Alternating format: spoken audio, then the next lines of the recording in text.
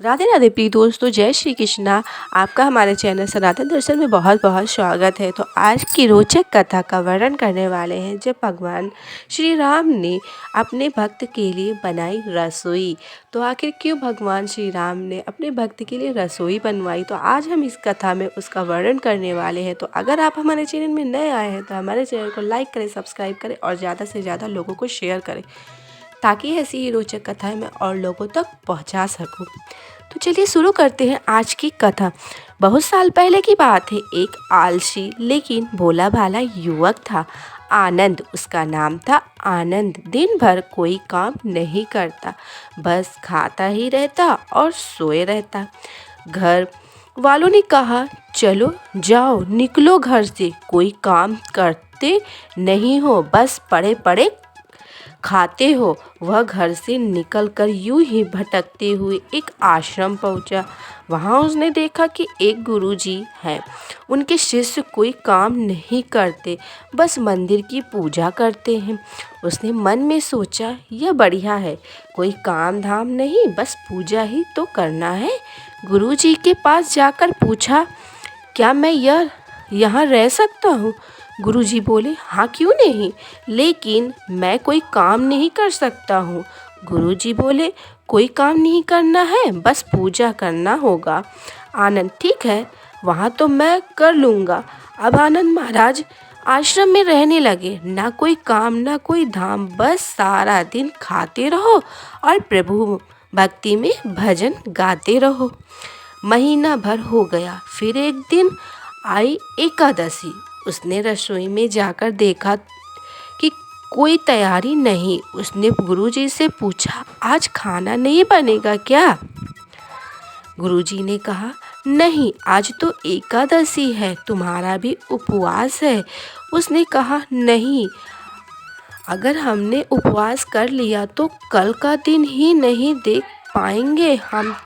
हम नहीं कर सकते उपवास, हमें तो भूख लगती है, अपने पहले क्यों नहीं बताया? गुरुजी ने कहा, ठीक है, तुम ना करो उपवास, पर खाना भी तुम्हारे लिए कोई और नहीं बनाएगा, तुम खुद बना लो। मरता क्या ना करता। गया रसोई में।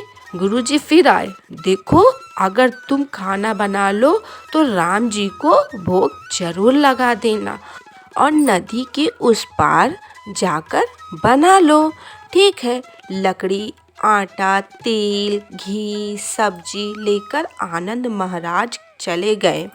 जैसा तैसा खाना भी बनाया। खाना खाने लगा तो याद आया, गुरुजी ने कहा था कि राम जी को भोग लगा देना। लगा भजन गाने, आओ मेरे राम जी भोग लगाओ जी, आओ मेरे राम जी भोग लगाओ जी। प्रभु राम आइए, श्री राम आइए, मेरे भोजन का भोग लगाइए। कोई ना आया तो बेचैन हो गया कि यहाँ तो भूख लग रही है और राम जी आ ही नहीं रहे। भोला मानस जानता नहीं था कि प्रभु साक्षात तो आएंगे नहीं, पर गुरुजी की बात मानना ज़रूरी है। फिर उसने कहा, देखो प्रभु राम जी, मैं समझ गया कि आप क्यों नहीं आ रहे हैं।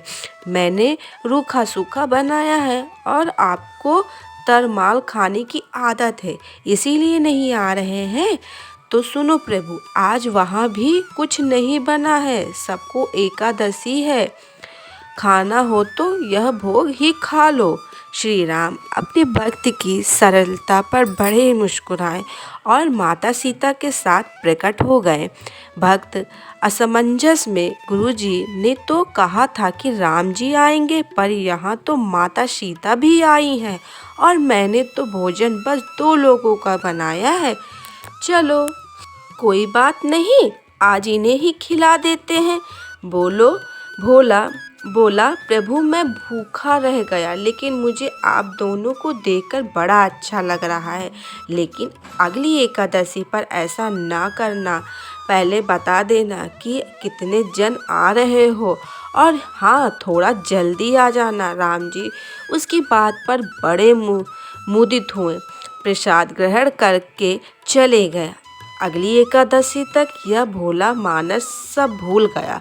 उसे लगा प्रभु ऐसे ही आते होंगे और प्रसाद ग्रहण करते होंगे।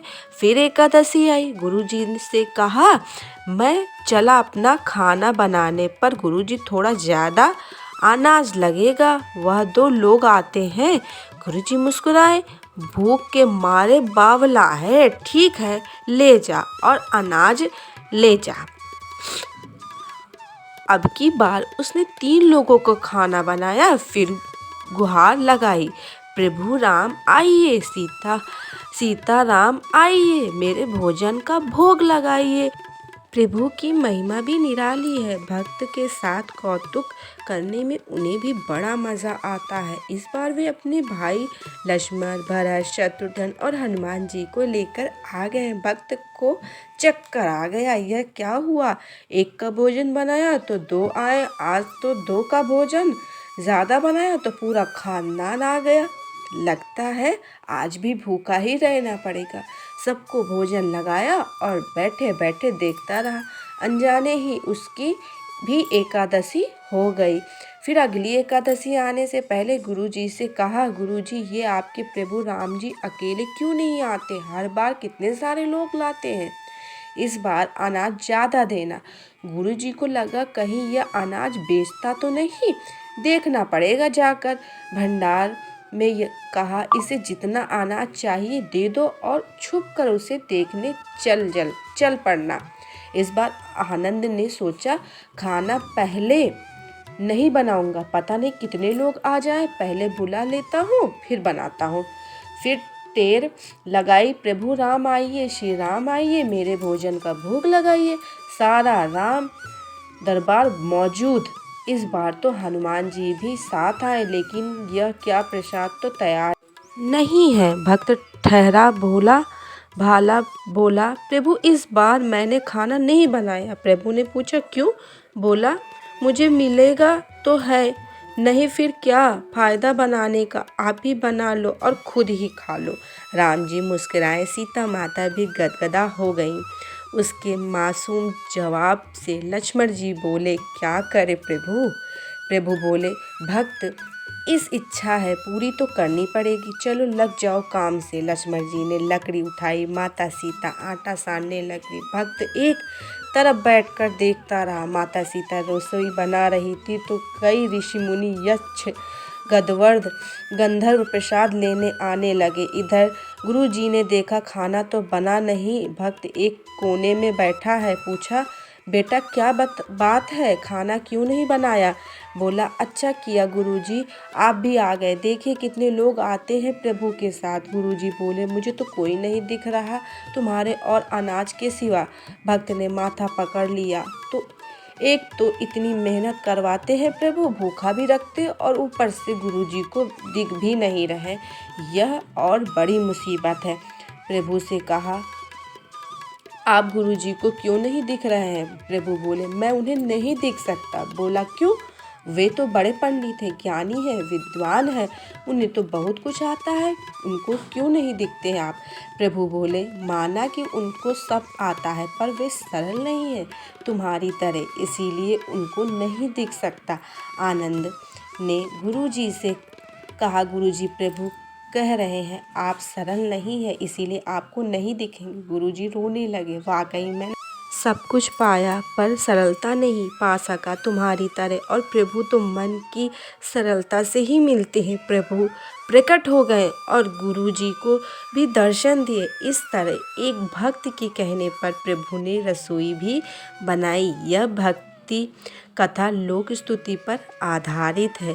तो प्रिय दोस्तों, आपको हमारी ये कथा कैसी लगी? अगर आपको हमारी ये कथा अच्छी लगी हो तो हमारे चैनल को लाइक करें, सब्सक्राइब करें और ज़्यादा से ज़्यादा लोगों को शेयर करें, और कमेंट करना बिल्कुल मत भूलिएगा कि आपको हमारी ये कथा कैसी लगी है। तो हम आपको मिलते हैं नेक्स्ट वीडियो पे, तब तक के लिए राधे राधे, जय श्री कृष्णा।